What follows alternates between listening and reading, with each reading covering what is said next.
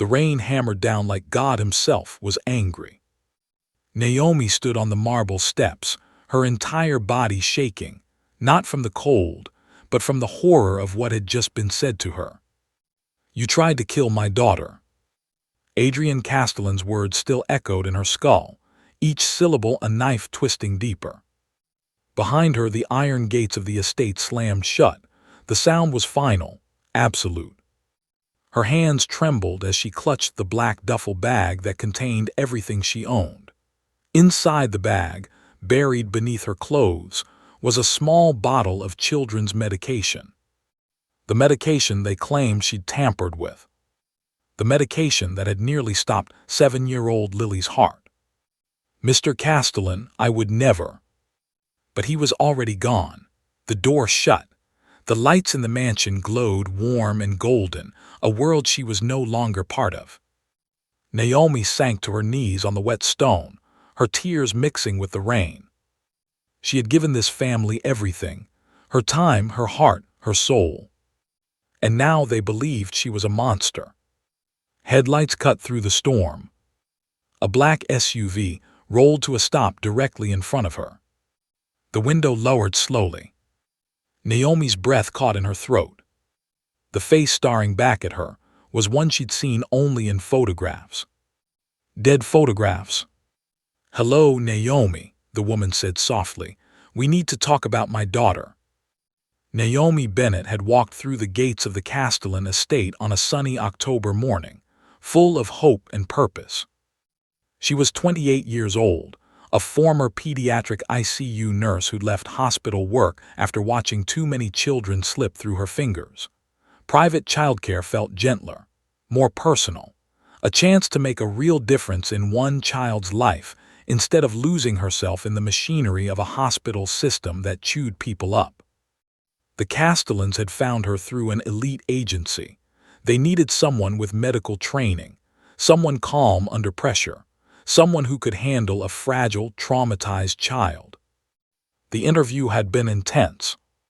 Adrian Castellan was everything the Forbes profile said: brilliant, controlled, unreachable. At 36, he'd built Castellan Industries from the ground up, turning a small tech startup into a billion-dollar empire. His wife, Catherine, had died 2 years earlier in a car accident. Their daughter, Lily, hadn't spoken a word since. "Selective mutism," Adrian had explained, his voice tight with barely controlled pain. "The therapists say it's trauma. She witnessed the accident. She saw her mother die." Naomi's chest had ached. What does she need? Someone who won't treat her like she's broken. His eyes had met hers then, dark and searching. Someone who will see her as a child first, not a problem to fix. "I can do that," Naomi had said quietly. "I spent 3 years in pediatric ICU. I've sat with children who couldn't speak, couldn't move, couldn't understand why the world hurt so much. And I learned that sometimes the best thing you can do is just be there." He'd hired her on the spot. The first month was slow, careful. Lily was a ghost of a child, silent, watchful, painfully thin. She communicated through drawings and small nods. She flinched when Adrian raised his voice. She had nightmares that left her screaming silently, her small body rigid with terror. Naomi didn't push. She sat with Lily during breakfast, reading quietly while the little girl picked at her food. She learned Lily's routines, her triggers, her tiny gestures that meant yes or no or please, don't leave me alone. She learned that Lily loved stars, that she slept with her mother's scarf tucked under her pillow, that she was brilliant, reading at a 5th grade level, solving puzzles meant for teenagers, drawing with a precision that stole Naomi's breath. "You're so talented, sweetheart," Naomi whispered one evening, watching Lily sketch a perfect rendering of the garden fountain. Lily looked up and smiled. It was the first smile Naomi had seen. 6 weeks in, Lily spoke her first words. They were in the garden, planting tulip bulbs for spring, when Lily's small hand touched Naomi's wrist. "Do you think," her voice was barely a whisper, rusty from disuse, "do you think Mommy can see the flowers, from heaven. Naomi's throat closed. Tears burned her eyes. I think, she said carefully, gently, that your mommy sees everything beautiful you do, and I think she's so proud. Lily's eyes filled with tears. I miss her. I know, baby, I know. And then Lily did something she hadn't done since her mother died. She crawled into Naomi's lap and cried. Naomi held her, rocking slowly, her own tears falling into Lily's dark hair. I've got you, she whispered. I've got you, sweetheart, you're safe. Adrian saw the change. His daughter laughed again. She spoke in full sentences. She ate without being reminded. She slept through the night. For the first time in 2 years, Adrian Castellan allowed himself to breathe. You're a miracle worker, he told Naomi one evening, finding her in the library after Lily had gone to bed. Naomi shook her head. I'm just patient. Lily did all the hard work. Don't diminish what you've done. His voice was firm. She's alive again because of you. Something shifted in the air between them. Naomi felt it, the weight of his gratitude, yes, but something deeper, something dangerous. She's easy to love, Naomi said softly, stepping back. You both are. Adrian's jaw tightened. Naomi. I should get some rest. Good night, Mr. Castellan. She left before the moment could become something neither of them could take back. 2 weeks later, Victoria Ashford arrived. She swept into the estate like a force of nature, 33 years old, a corporate attorney with sharp eyes and a sharper smile. She and Adrian had met at a charity gala. They'd been dating for 8 weeks. You must be Naomi, Victoria said, extending a perfectly manicured hand. Her grip was firm, cold. I've heard so much about you. All good things, I hope. Naomi smiled politely. Adrian says you're wonderful with Lily. Victoria's blue eyes swept over Naomi with clinical precision. It's so important to have good help. The word help landed like a slap. But Naomi kept her smile. Lily's a special kid. Victoria's gaze sharpened.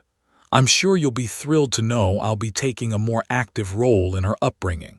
As Adrian's future wife, I think it's important I bond with my stepdaughter. Naomi's stomach dropped. Of course. I'm glad we understand each other. Victoria's active role started immediately. She fired Lily's art therapist without consulting Adrian. She hired a strict etiquette coach who made Lily sit through 2-hour lessons on posture and table manners. She rearranged Lily's entire schedule, filling it with French lessons, piano practice, and formal teas with other wealthy children. Lily stopped smiling. She stopped speaking again. She's regressing, Naomi told Adrian carefully one afternoon. The structure is too much. She needs space to just be a kid. Adrian's face was tight. Victoria thinks. With respect, Mr. Castellan, Victoria isn't a child psychologist. Lily's been through trauma. She needs consistency and gentleness, not boot camp. I'll talk to her. But he didn't. Or if he did, Victoria didn't listen. 3 weeks before everything fell apart, Lily got sick. It started small, a slight fever, some fatigue. Dr. Ramos, the family physician, diagnosed it as a mild virus. Keep her hydrated, let her rest, she'll be fine in a few days. But Lily didn't get better. She got worse. The fever spiked. She became listless, her skin pale and clammy. She stopped eating entirely. Something's wrong, Naomi insisted, pressing her hand to Lily's burning forehead. This isn't just a virus. Dr. Ramos ran tests. Everything came back normal. It's probably just taking longer to pass, he said. Some children have weaker immune systems after trauma. But Naomi's gut screamed that something was wrong. She started keeping a detailed log, Lily's temperature every 2 hours, her food intake, her symptoms. She noticed patterns. The fever always spiked in the evenings. Lily was most lethargic after meals. After meals, Naomi's blood ran cold. She started watching, carefully, quietly, and that's when she saw it. Victoria in the kitchen, preparing Lily's evening medication, the little pink bottle of children's fever reducer that Dr. Ramos had prescribed. Victoria pulled a small vial from her purse, clear liquid, unmarked. She added 3 drops to the medication bottle, then put everything away, smiled, walked out. Naomi's heart stopped. She waited until Victoria left. Then she took the medication bottle to her room, her hands shaking so badly she could barely hold it. She called a friend, a toxicologist she'd worked with at the hospital. "I need you to test something," Naomi whispered, "and I need you to do it off the books." "Naomi, what's going on?" "Please, Justin, please." She couriered the sample that night. The results came back 2 days later. Digoxin, small doses, accumulating in the system. Digoxin, a heart medication. In small doses, it mimicked viral symptoms, fever, nausea, fatigue. In larger doses, it stopped the heart. Naomi's hands shook as she read the report. Victoria was poisoning Lily. Slowly, methodically, making it look like a prolonged illness. Naomi didn't go to Adrian immediately. She should have. God, she should have. But she was terrified. Victoria was his fiancée, a respected attorney. Naomi was just the nanny. What if he didn't believe her? What if Victoria spun it around, made it look like Naomi was the one tampering with medication? So Naomi did the only thing she could think of. She switched the bottles. She took the contaminated medication and replaced it with a fresh, untampered bottle from the pharmacy. She kept the poisoned one hidden in her room, locked in her personal safe. Evidence, proof. And she started documenting everything. Photos, timestamps, video of Victoria entering the kitchen, notes on Lily's symptoms.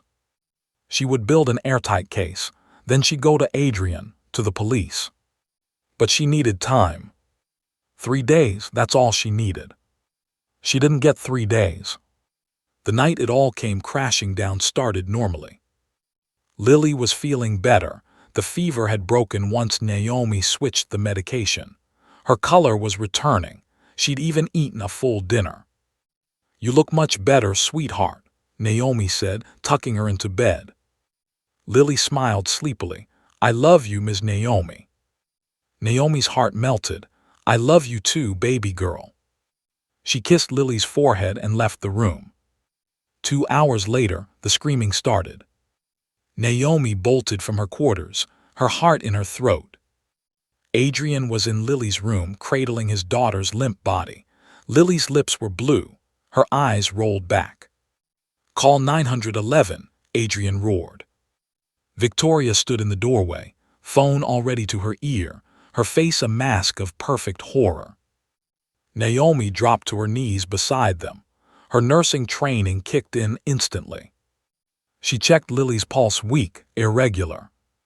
"She's in cardiac distress," Naomi said, her voice sharp and controlled.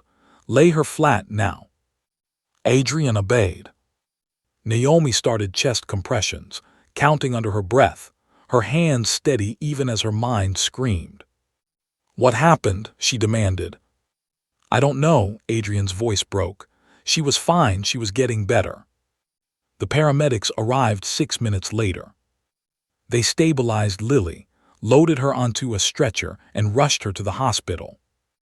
Adrian went with them. Naomi tried to follow. Victoria stopped her. "I don't think that's appropriate," Victoria said coldly. "You're staff, not family." "I'm the closest thing to a mother that child has," Naomi's voice cracked. "Exactly," Victoria's smile was ice. "And yet somehow she nearly died under your care." The words were poison. But Naomi had no time to fight. She needed to get to the hospital, to Lily. By the time Naomi arrived, Lily was in the ICU. Stable, sedated, alive. But the doctors had questions. Her blood work shows elevated levels of digoxin, Dr. Patel said, frowning at the chart. It's a heart medication. Does Lily take digoxin? No, Adrian said immediately. She's never been prescribed anything like that. Dr. Patel's frown deepened. Then how did it get in her system? Silence. And then Victoria spoke. Naomi handles all of Lily's medications. Every head turned. Naomi's stomach dropped. What? You're the one who administers her fever medication, her vitamins, everything. Victoria's voice was calm, reasonable. Isn't that right? Yes, but... And you have medical training. You know what digoxin is, what it does. I would never. You've been very attached to Lily, Victoria continued, her eyes wide with false concern. Adrian and I have even discussed it, how you seem to see yourself as her mother. That's not. Maybe you wanted to make her dependent on you, keep her sick so you'd always be needed. Victoria's voice dropped to a horrified whisper. Or maybe you wanted to get rid of her. That's insane. Naomi's voice echoed through the hospital corridor. But the damage was done. She could see it in Adrian's eyes, the doubt, the horror. Search her quarters, he said quietly. Adrian, please. Search her quarters. They found the contaminated medication bottle in Naomi's safe. The one she'd kept as evidence. This is the bottle, the head of security, Mr. Collins, said grimly. Labeled as children's fever reducer, but when we tested it. Digoxin, Dr. Patel confirmed. Enough to make a child very sick over time, enough to eventually cause cardiac arrest. Adrian stared at Naomi like she was a stranger. I can explain, Naomi whispered, tears streaming. I found Victoria putting something in the medication. I switched the bottles to protect Lily. I was gathering evidence. Victoria, Adrian's voice was hollow. She's lying, Victoria cried, her own tears perfectly timed. She's trying to frame me because she's jealous. She's obsessed with you, Adrian, with this family. She wants to replace me. That's not true. But it was her word against Victoria's. And Victoria was brilliant, a lawyer prepared. She had texts between her and Adrian where she'd expressed concerns about Naomi's attachment to Lily. She had testimony from the etiquette coach who said Naomi had been hostile about the new schedule. She had a witness, the housekeeper, who claimed she'd seen Naomi acting strangely near the medicine cabinet. It was a perfect frame. And Naomi had played right into it by hiding the evidence instead of immediately coming forward. Get her out of my sight, Adrian said, his voice dead. Mr. Castellan, please, I swear on my life. You almost killed my daughter. His eyes were empty, broken. Get out of my house now. Security escorted her to her quarters, gave her 15 minutes to pack, and then threw her out into the rain. Naomi sat on the steps, soaked to the bone, her entire world shattered. She'd lost everything. Her job, her reputation, the little girl she loved more than her own life. And worst of all, Lily would wake up thinking Naomi had tried to kill her. The thought made her want to die. Headlights cut through the storm. The black SUV stopped. The window lowered. And Naomi's breath caught. The woman in the passenger seat was in her mid-50s, elegant, with kind eyes and dark hair streaked with silver. She looked exactly like the photographs Adrian kept in his study. Hello, Naomi, Catherine Castellan said softly. We need to talk about my daughter. Naomi's brain short-circuited. You're dead, she whispered. Clearly not. Catherine's smile was sad. Get in, please, before you catch pneumonia. Naomi's body moved on autopilot. She climbed into the warm SUV, shivering violently. A blanket was draped over her shoulders, a thermos of hot tea pressed into her hands. Drink, Catherine said gently. Naomi drank. The warmth spread through her chest, but it did nothing to thaw the ice in her veins. How her voice cracked. You died 2 years ago, Adrian said. Adrian believes I'm dead, Catherine said quietly. The whole world does, that was the point. Naomi stared. I don't understand. Catherine exhaled slowly. 2 years ago, I discovered something about Victoria Ashford, something that would have destroyed her career, her reputation, everything. What? She was embezzling from her law firm, millions of dollars, funneling it into offshore accounts. But more than that, she was involved with organized crime, using her position to launder money for very dangerous people. Naomi's blood ran cold. I found the evidence by accident, Catherine continued. I was friends with one of the senior partners at her firm. He asked me to review some financial documents. I have a background in forensic accounting, and I saw the patterns, the shell companies, the transfers. Did you go to the police? I tried, Catherine's face darkened, but Victoria found out, and the people she worked for, they don't leave witnesses. Naomi's hand shook. The car accident. Wasn't an accident. Catherine's voice was flat. They tampered with my brakes, ran me off the road, but they made a mistake. They didn't confirm the body. How did you survive? Luck and a stranger. Catherine's eyes grew distant. A man pulled me from the wreckage before it exploded. He was former military, working as a private security consultant. He recognized the signs of a professional hit, and he helped me disappear. But Lily... I know, Catherine's voice broke. Leaving her was the hardest thing I've ever done. But if I'd stayed, they would have killed her too. Killed Adrian. So I faked my death, gave the authorities a body that couldn't be identified in the fire, and I've spent the last 2 years in hiding, gathering evidence. Naomi's mind reeled. Why now? Why reveal yourself? Because Victoria made a mistake. Catherine's eyes burned. She got greedy. She decided that being Adrian's wife wasn't enough. She wanted his entire fortune. And the only way to get that was to eliminate the one person standing between her and absolute control. Lily. Lily, Catherine's jaw tightened. I've been watching the estate for months. I saw Victoria start poisoning my daughter. I saw you switch the bottles. I saw you trying to protect her. Tears streamed down Naomi's face. I should have gone to Adrian immediately. I should have. You did everything right, Catherine said fiercely. Victoria is a professional manipulator. She would have twisted it, made you the villain, which is exactly what she did tonight. Lily almost died. Because Victoria realized you were onto her, so she escalated.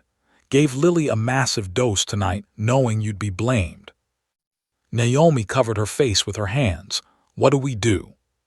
Catherine's smile was sharp, cold. We bring her down. At Mercy General Hospital, Lily woke up. Her father was asleep in the chair beside her bed, his hand wrapped around hers. Victoria sat by the window, scrolling through her phone. Lily's throat hurt, her chest ached. But she was alive. Daddy, her voice was barely a whisper. Adrian's eyes flew open. Lily, oh thank God, he pulled her into his arms, careful of the IV lines. You're okay, sweetheart. Where's Ms. Naomi? Adrian's face crumpled. She's gone, baby. Why? Because, his voice broke, because she hurt you. Lily pulled back, her small face confused. No, she didn't. Lily. Ms. Naomi wouldn't hurt me. Lily's voice grew stronger. She loves me. Victoria stood. Sweetheart, I know this is hard to accept, but... It was you. Lily's dark eyes fixed on Victoria with devastating clarity. I saw you, in the kitchen, putting something in my medicine. The room went silent. Adrian's head snapped toward Victoria. What? Victoria's face paled. She's confused. She's been through trauma. I saw you, Lily repeated. I didn't tell anyone because I thought it was vitamins, but it wasn't vitamins, was it? Adrian stood slowly. Victoria. This is ridiculous. Were you in the kitchen? handling Lily's medication. I'm her future stepmother. Of course I help with. Did you add anything to her medication? Adrian, she's a child. She's confused and frightened and... The door opened.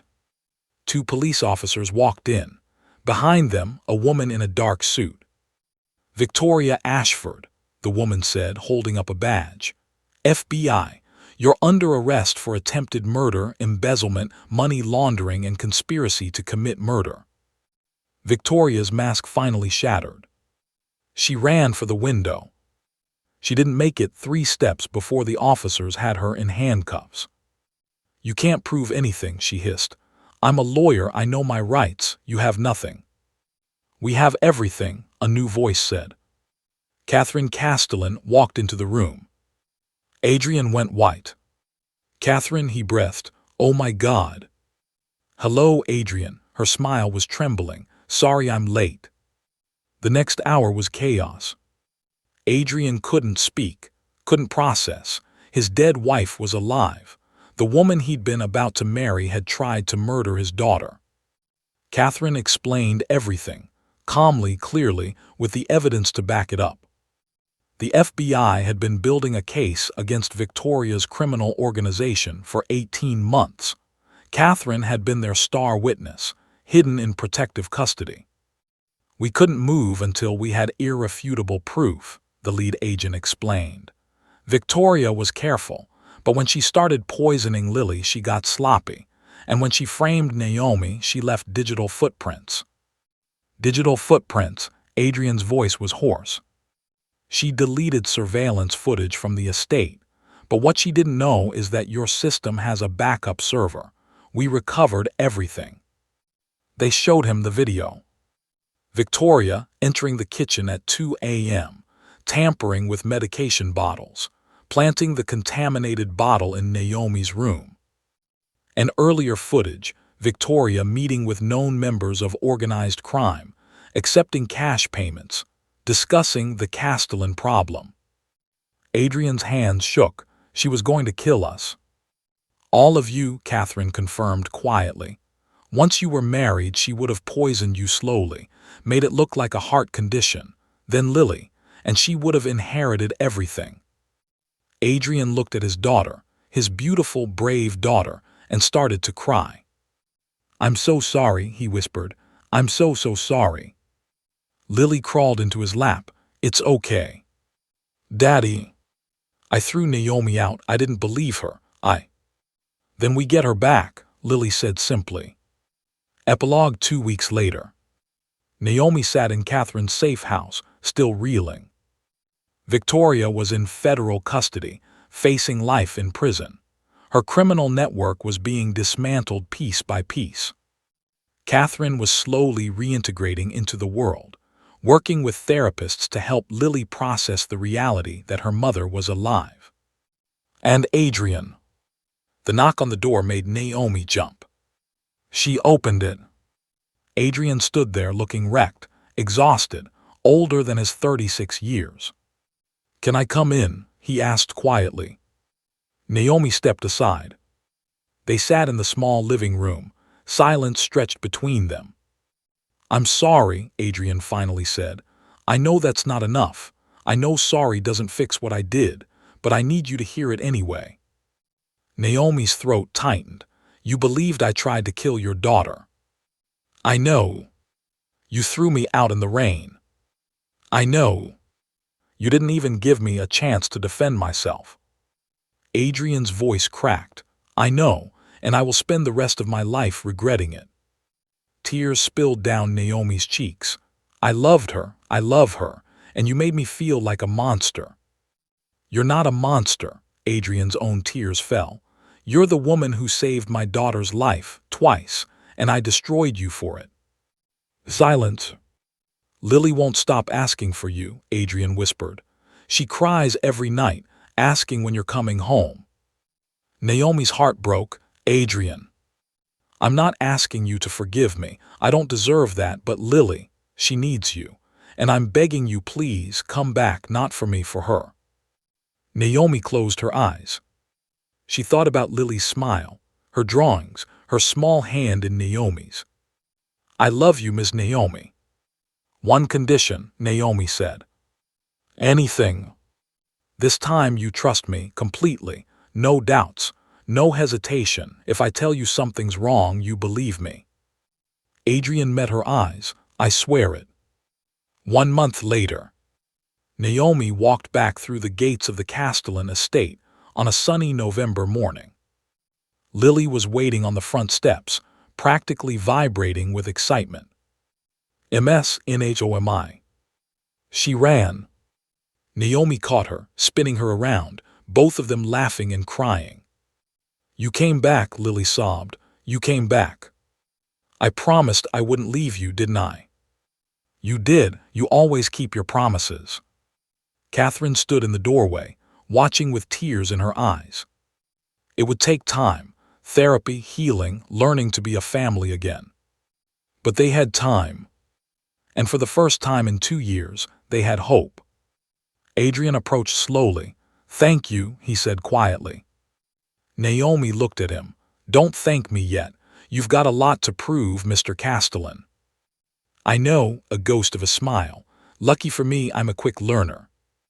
Lily grabbed both their hands. "Come on, Mommy's making pancakes, the ones shaped like stars." And for the first time since the nightmare began, Naomi felt like she could breathe. Some families, she thought, are worth fighting for, even when the fight nearly destroys you.